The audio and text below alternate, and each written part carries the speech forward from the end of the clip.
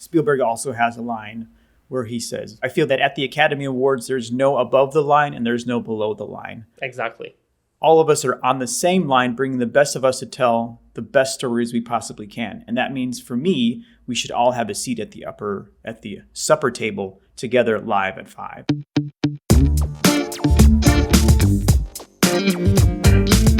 Hello and welcome to another episode of Cut to Reveal. I'm Ricky and I'm here with Peter as always. Hey everyone. Today we're going to be talking about the biggest scandal of maybe the Academy Awards season this year. Because on February 22nd, the Academy of Motion Pictures and Science decided that they are not going to include 8 categories within their live performance. That's 8 out of 23 categories. So it's documentary short, film editing, that's, the biggest one for us at least, makeup and hairstyling, original score, production design, animated short, a live action short, and sound will be handed out at 4 p.m. before the ceremony. So they will hand it out before the live show. Apparently they're going to edit in they're going to edit in that bit into the live version of it. But a lot of people are up in arms about it because it's a live event. A lot of people wanted to have those people share within the glory of being at the Academy Awards and winning in real time with everybody. There's a sense of, by excluding these 8 categories, that they are not on the same level as all the other categories that are being shown live. Which is crazy, of course. It's always, you're always favoring your category, right? But the other categories like production design, seriously, like documentary short, like for Christ's sake. It's all obviously they're not as glitzy as Best Actor, Best Picture, yada, yada, yada. And unfortunately, all it really boils down to is that the ratings that the Academy Awards are getting on TV are plummeting. And so they want to make it a less boring, more snappy show, which makes sense. At the same time, the biggest critique is that we should show all of them because we've just been in lockdown for years. And, this is the first time in a long time where everybody can get together all at the same time. And, filmmaking is a collaborative thing. It's a big family effort. Like every team that puts together the movie, from, the gaffers to the director to anybody in between, the actors, it's all like a big collaborative effort and it's like a family. Yeah. Guillermo del Toro, right? He commented that if any year was the year to think about it, this is not the year not to hear their names live at the Oscars. And I think that's the best comment here, right? That's not the year. And, I tried actually explaining myself this decision, and I think I can understand it to some extent. But as Del Toro said, that's the worst year to actually do this transition, right? Right.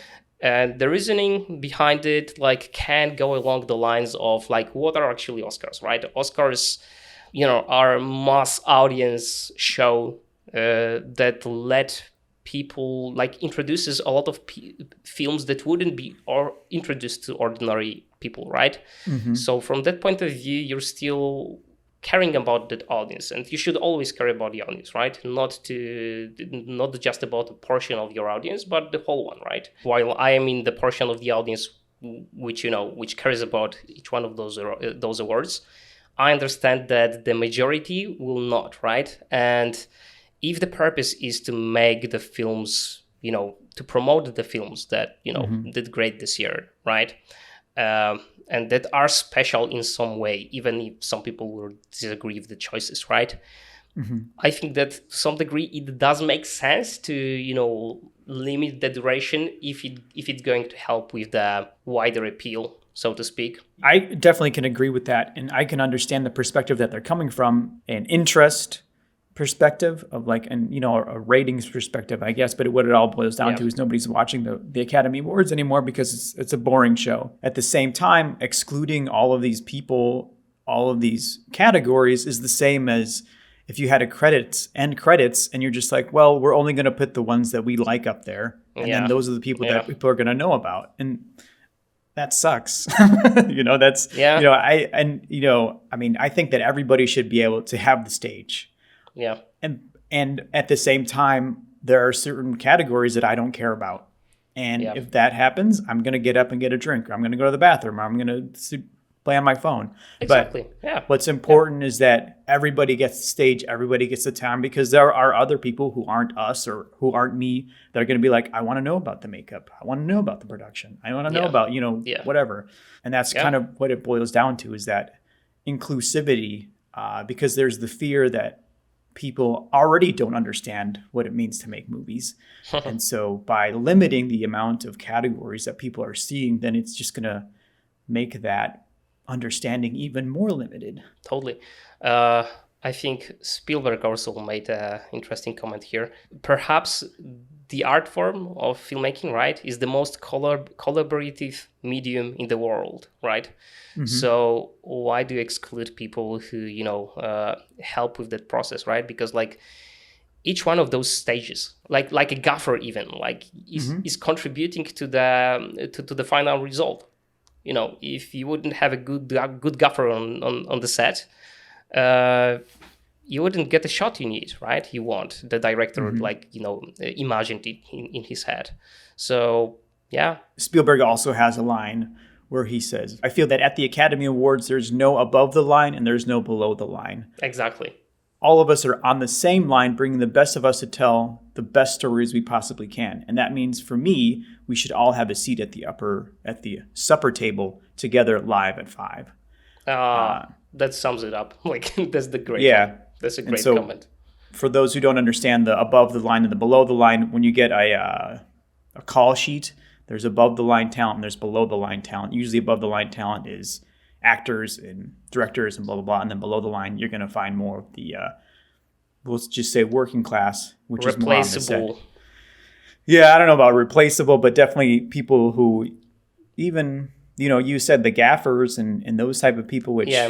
Yeah. I mean, of course, I would argue about replaceable as well, but I mean, that's the way that we are often, think of. Although obviously it's not the case. Like production design, you can't just replace, production designer because it's pre-production for that take months, and you can't just replace it with another name. Not possible. The same holds true for editing. That's very rarely that you would switch an editor throughout the process, because basically it means starting from the get-go once again. Well, above the line is basically people are getting paid higher. Yeah. Below the line, people think that they're expendable. If you don't think that's right, or if we are talking shit and that's wrong, send us a message and correct us, or leave a comment or whatever. But why don't we talk about the 5? Is it 5? Yeah, we have what 5 I'm trying nominees. To say is the nominees for the Academy Awards up for editing. Man, I cannot talk right now. Sorry, got it from me. Yeah, it's a disease. So I'll read the list. So the nominees are for Best Film Editing: Don't Look Up, which was edited by Hank Corwin; Dune by Joe Walker; King Richard by Pamela Martin; The Power of the Dog by Peter Sciberras; Tick Tick Boom by Myron, Kerstein, and Andrew Weisblum. Weisblum also edited the French Dispatch. Yeah, exactly. I've read about it as well. So let's acknowledge these artists here on our podcast. That's the least we can do, I think. And it's a good thing that they will actually post the full speeches, I think, on social media. Mm-hmm. That's what Academy said, that they will post all of these on social media. But still, I think that during the live stream, it will be probably something like a sizzle reel of these awards. It's just gonna be a montage. I don't know. That's really not sending a good message. So the least we can do, and I think the least that people can do, is actually talk about these artists where they can. So let's do it for film editing, because that's our podcast, right? Yeah. So we'll start from the top then. Don't Look with Hank Corwin. By the way, the thing is that the reason why those categories are left out is that we do not recognize these artists, right? We do not know their names. And even though I'm an editor, I still didn't know most of the names on that list. So I think it speaks to that aspect a little bit, but at the same time, like that's why we have to have that time on the telecast to get to know their names, right? Yeah, for sure. I mean, and also because I don't know, it's kind of a hard thing to like promote an editor when they're not in front of the camera like these other people are. But Yeah. I don't know why I just said that, but that's kind of what makes it so complicated and why it's so important to have these people in front of the camera so people can get it. Because I have the same problem. Like, I don't know the names of the editors, but then once you look at their IMDb and you see what they've done, then you're like, oh, I know their work. So in a way, you do kind of know them. Specifically with Hank Corwin, he's worked a lot with Adam McKay. And Adam McKay is the director and writer of Don't Look Up. He also did The Big Short, and he did Vice. Tree of The Life. Big Short, yeah. No, sorry. Big Short I mean, Hank did Tree of Life. Yeah, Hank did.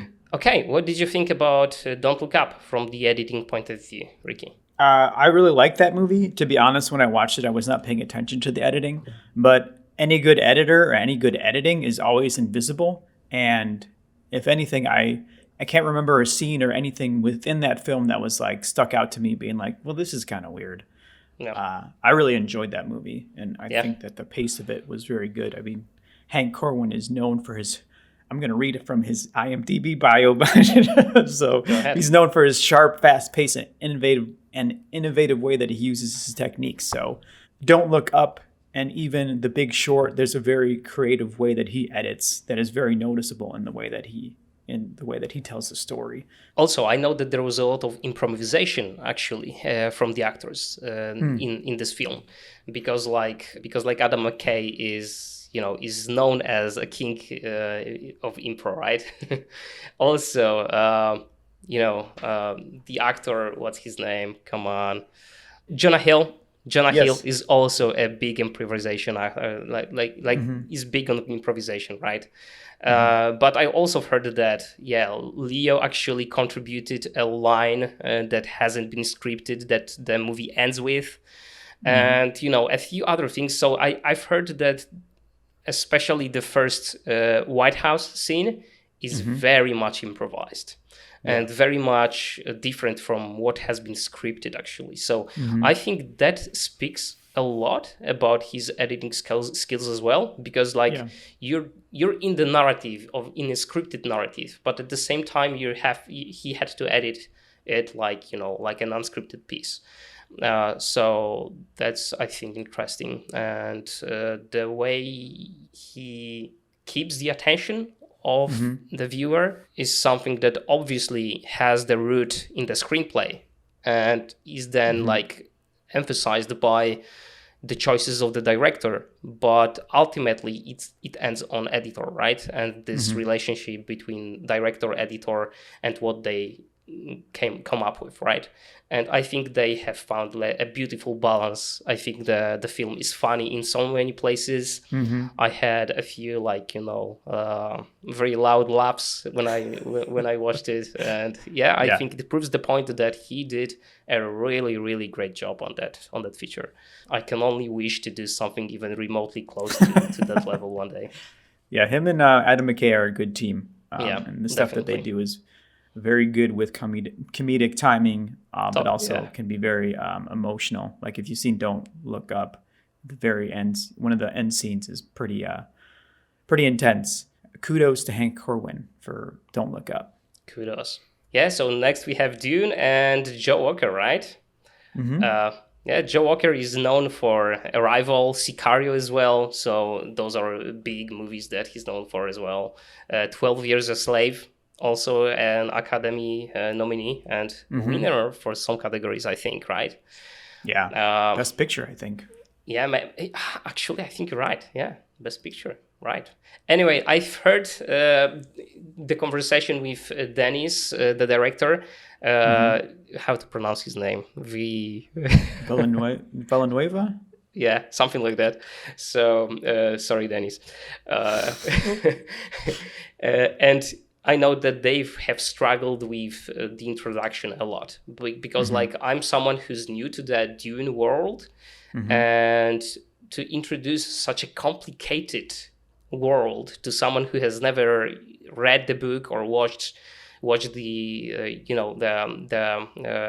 David Lynch's version of the film is a huge challenge. And I have not been confused by editing or by just the storytelling in the film. Yeah. Overall. So I think that's the biggest compliment for them. They did a great job of like introducing us to those characters, to this world. So once again, like that's just the proof of great editing. Yeah. It looks beautiful and it plays beautiful. The pacing of it and everything, it really sucks you in. The score is beautiful. Yeah, like all of it is beautiful. Like seriously, the thing that caught my attention is the hand in the box scene. Which could be a masterclass on its own, I think. Yeah. I don't know. Maybe I will actually analyze it one day because like it was a really, really nice scene to watch and to experience. Yeah. And then also if you get a chance, dear listener, watch David Lynch's version and then watch this version. It applies to me because I'm listening to you. Yeah, there's a big difference. I mean, because the editing and then just setting up the story are done in two totally different ways. And I'm not going to give it away, but a little bit. The first one is a little bit more spoon feeding before it gets into the story. And then with this, the new Dune, which unfortunately I hate that it's only part one, that we have to wait for the other Dune, the other sequels to come out. Yeah. But it's fun, and with this one, we're getting right into it. And the story that is unfolding is giving us the information that we need to understand who the characters are. By the way, the David Lynch's version is a full version, right? Because yes, they've split it into two parts. The new version is split into two parts, but the original one is one part. It's one complete story. Okay, cool. Before we go on, we're going to take a short sponsor break. Cut to Reveal podcast is brought to you by The Editing Chef, a course for editors who seek to maximize their creative productivity and streamline the editing workflow. The course introduces tips and techniques that will help you edit more efficiently and therefore make it more enjoyable. Plus, it will delight your clients and keep you passionate about our wonderful profession. So if you want to learn more and save your spot, visit cuttothepoint.com/TEC. And now back to the podcast. Yeah, let's move on. King Richard, number 3, and Pamela Martin. Also, the name I didn't know, but at the same time, once I opened her IMDb, I'm like, okay, I've seen a few films. Fighter, Little Miss Sunshine. I've seen both of those. I think The Fighter ended up winning Best Picture. And maybe, I know that we're so bad about researching these things, but Little Miss Sunshine. Won 2 Oscars. Actually, let me check it. No, it's Best Performance. Okay. Yeah, by both Christian Bale and Melissa Leo. And it was nominated for the Best Picture of the Year. She edited Bubble Boy. Have you ever seen that movie? No, I haven't. Oh my God, it's ridiculous. It's a comedy and it's got Jake Gyllenhaal in it.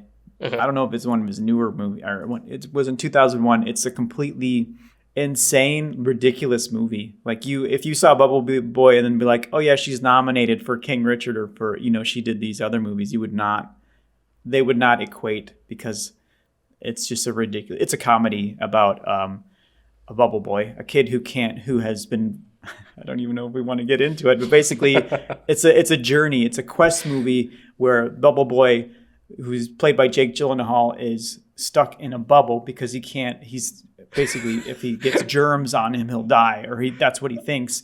And he goes to basically find his love, who is moved across the country for some reason. So it's his quest to find her. And he comes in a bubble. And he's in a bubble. Literally he's in a big I can plastic see bubble. And it's pictures from the movie. It's so ridiculous. Yeah, and you should watch it because it's so funny. It's so good. But anyway, I digress. Let's get back on that. So yeah. So she has done a lot of notable movies. I mean, Little Miss Sunshine, I think, in my head is the movie that I recognize the most, and I've seen The Fighter and whatnot, but Little Miss Sunshine is something that I've seen multiple times. So she's clearly very, very talented. And I think with King Richard, which is essentially a sports film, a feel-good movie about the perseverance of the human spirit, based off of Venus and Serena Williams' father, who are tennis players, and they came from Compton, LA, which is a ghetto. Not a lot of good things come out of Compton. Mm-hmm. So in a way, it was against all odds that they were able to make it, but it was good. I thought there were some parts of it that I was like, oh, that's an interesting editing decision. At the same time, it's a sports movie, so it has that feel of like feel good in the building of it, and the payoff at the end is satisfying. And it's a true story, so it's not like you could really wander too far off that path. Yeah, I haven't seen the film, so that's the only one from that list that I haven't seen. But I would be interested to hear if there is like a story behind the curtain that we don't know of, because the films in the category are voted on by editors, right? So if they're voted on by editors, I'm a little bit surprised to see one film that is very conventional on that list. Like, I think at least, like from my point of view of someone who hasn't seen it, I think it's probably like, it sounds like a great movie, a great watch, as you said, like a feel-good movie. But at the same time, like, I don't think there is like anything experimental about it. Like, I reckon there is not, but maybe there is actually. So I would be curious to hear about, like, do you know anything about it? I don't know. I mean, the more that you talk about it, the more it makes sense of like, oh, that is an interesting pick. When I think of like something that's going to be awarded for winning, from the perspective of the Academy, it's because it's creatively different stands out in some way. Yeah. And I'm not to say that King Richard is like a boring movie or it's technically lacking. Yeah, but does it stand also, out? I'm going to say this, but it might be totally bullshit with my own memory, but I feel like a lot of movies that are in the editing category are already movies that have been nominated for something else. And they're like, oh, this is a good movie, and it also has good editing. So that may have something to do with it as well.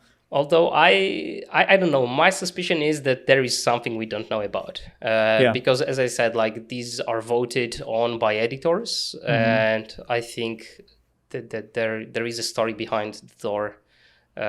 Maybe, I don't know, just the amount of footage or just the amount of improvisation in the film or something like that makes it to valuable for editors' eyes. I don't know. I haven't seen it, so it's just like, I know it's just, I don't know. I'm just thinking I'm just talking what I'm thinking about. So forgive me for that.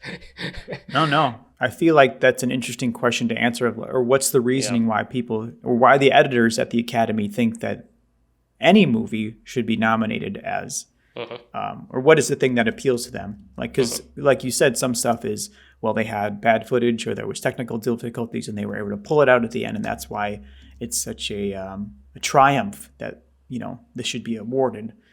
So yeah, I'm curious as to that too. In fact, I'm looking up why is King Richard nominated for an Oscar right now. A huge shout out to Pamela Martin, of course, as well. And let's move on with the fourth point, the fourth movie on the list. That is The Power of the Dog. Probably the biggest title on the list, actually, from the point of view of amount of nominations, right? I think it has the biggest amount of nominations.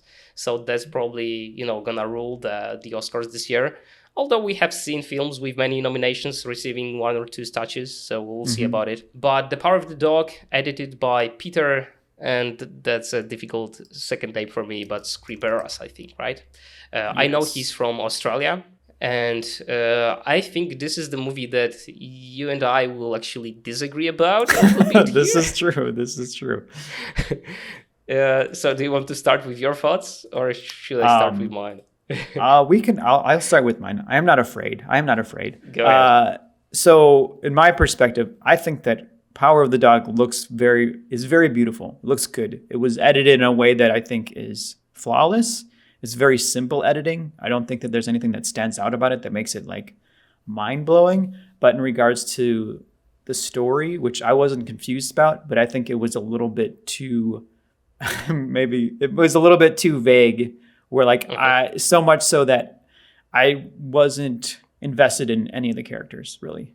I think maybe the kid was the only one that I was really invested in. And then other than that, it was kind of like, I saw a review that was like sort of a non-movie with a clever twist at the end. So I was like, in my opinion, that's kind of what it was. It was essentially like people walking around for 2 hours and then something kind of neat happens at the end. But I don't know. That's my opinion. Okay, so Peter, what did you think? So first of all, Peter is probably the name. He's probably someone with the least experience from amongst the other editors nominated here. He has 16 editing credits, but most of them are for shorts, actually. And for features, he has like 5 credits, I think, or 6. So not a huge amount. But I think actually the Power of the Dog stands out from the crowd in a good way, from the editing point of view. And what is my reasoning behind it? Like, first of all, sometimes it's easy to cut things, fast, right? But the Power of the Dog is cut in a very subtle way, in a very, as you said, it's like subtle. You're right. Subtle is a better way of putting it. Yeah, exactly. And I think that's sometimes a bigger challenge than, cutting things like, every few seconds, right? So I think from that point of view, it's very interesting. But the biggest one, because like obviously the pacing of the cuts is also embedded in the footage itself. So I think that's something he had to play with. It's not like up to him to make the film paced as it is. I think most of it is due to the work of the director and the script, basically, right? So that's what the pacing is like dedicated by. But my biggest compliment for editing of that film, of Power of the Dog, is how they reveal information throughout that film. Because there is a huge balance between like what the audience knows and what it doesn't. And, for the name of our show, right? Cut to Reveal, I think actually this is just a masterclass of revealing information. There is so much they are withholding from the viewer. There is so much that they are like, feeding to the viewer, but at the same time, they are not confirming the facts. They are just like suggesting something. And I think this is a brilliant way of feeding the informations to the viewer, basically, this film, throughout the whole duration of the film. And for that, in my opinion, it deserves I don't know if it will win, but I think it deserves a lot of respect. So a huge shout out to Peter. It's also, I feel like one of those movies that if I watch it again, more stuff will pop out at me and whatnot. But yeah, I think that I have no complaints about the movie and its technicality. But yeah, it's a little bit too subtle. A little bit too subtle. Although in my opinion, it's not technicality. It's technicality. Technicality? No, I don't. Yeah, we don't even know English words. It's not a technicality. it's storytelling. Like seriously, like the way they play with revealing information throughout that film. What we know, what we don't know, what we suspect, is masterpiece. And I know that they have reshuffled a few scenes actually to achieve that result. It adds even more to that aspect of masterful editing here. Sorry, to go back to King Richard.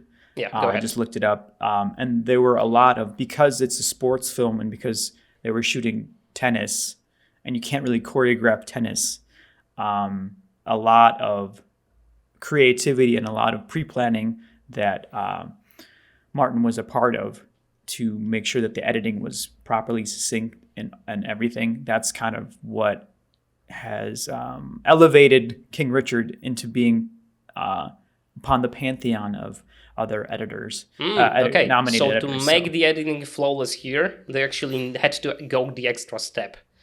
And that's what makes it special.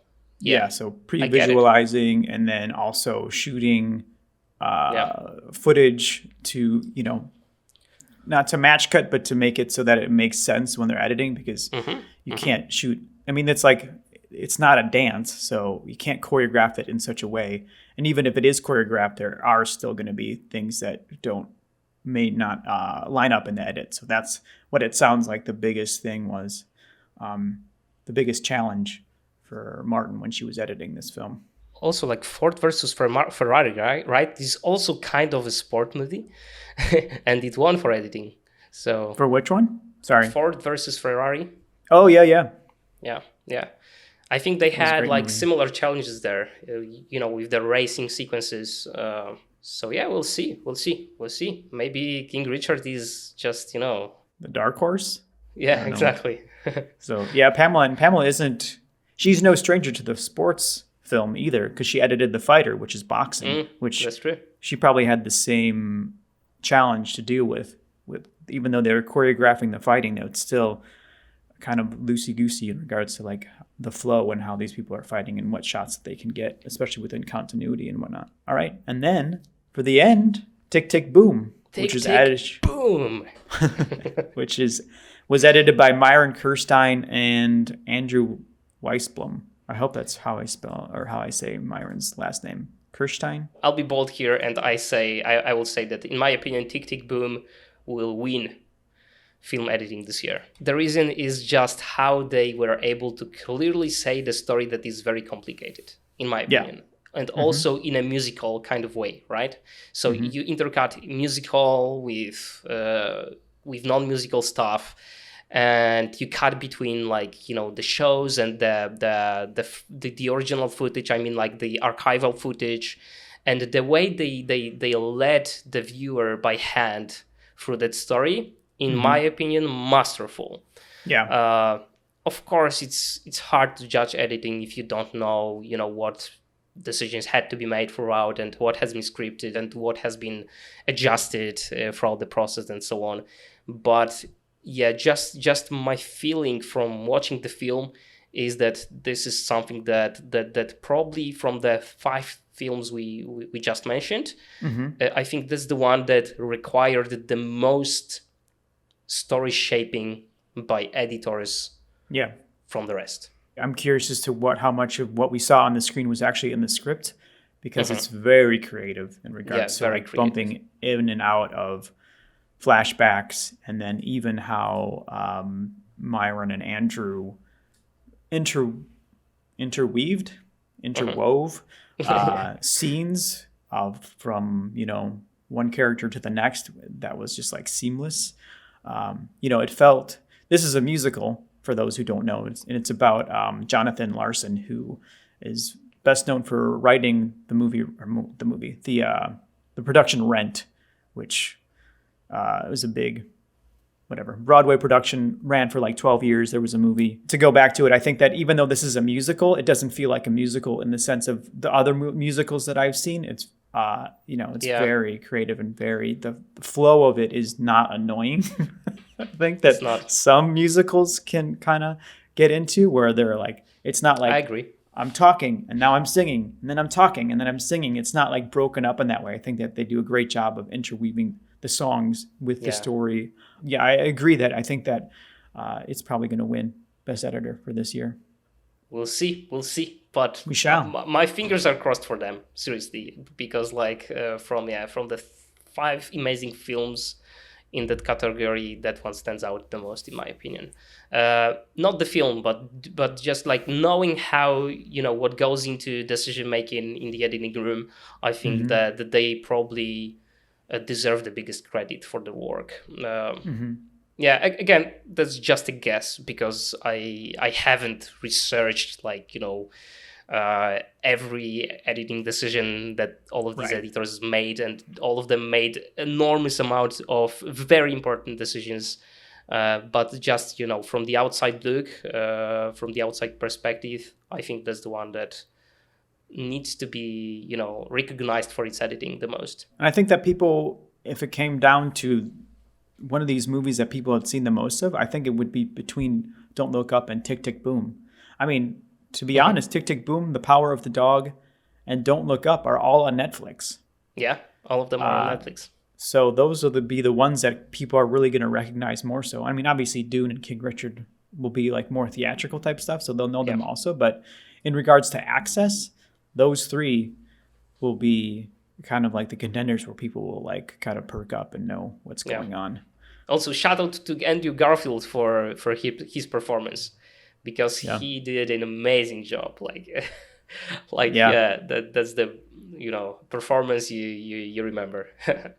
For sure. I heard an interview where he lucked into that role where he's not even like a theatrical singing, and he's not a song and dance man. And somebody was just like, called him up and was like, a friend of a friend was like, hey, do you sing? And he's like, yes. And he's like, okay, great. Because I told them that you could sing. So, when you go to this thing, hopefully you can be able to sing by that time. And so he ended up getting it. But yeah, very interesting. But yeah, Andrew Garfield is great in this. He's very good. Very, very good. Let me actually end with a quote, okay? Mm-hmm. So a story from the book, Art of the Cut. I think that's the book basically with interviews, with transcripts of interviews that Steve Halfish did with all sorts of editors, like documentary editors, narrative editors, like all sorts of genres and backgrounds, right? Mm-hmm. And in the introduction, he writes, "The book was inspired by a precise moment that I can easily identify. That moment is during the acceptance speech for Best Supporting Actress of the Oscars in 2014. The winner of the award was Lupita Nyong'o for her brilliant performance in Steve McQueen's movie 12 Years a Slave. Of course, she thanked the director and her co-stars, but what struck me came at the end of her acceptance speech. Joe Walker, the invisible performer in the editing room. Thank you."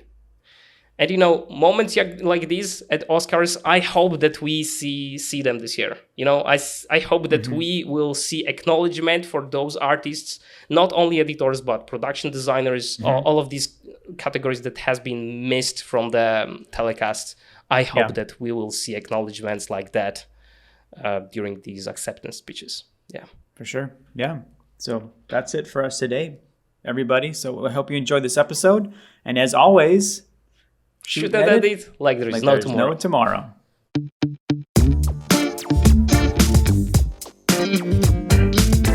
Thanks for taking time out of your busy day. If you like what you've heard, please rate, review, and subscribe on whatever podcast platform you've listened to this on.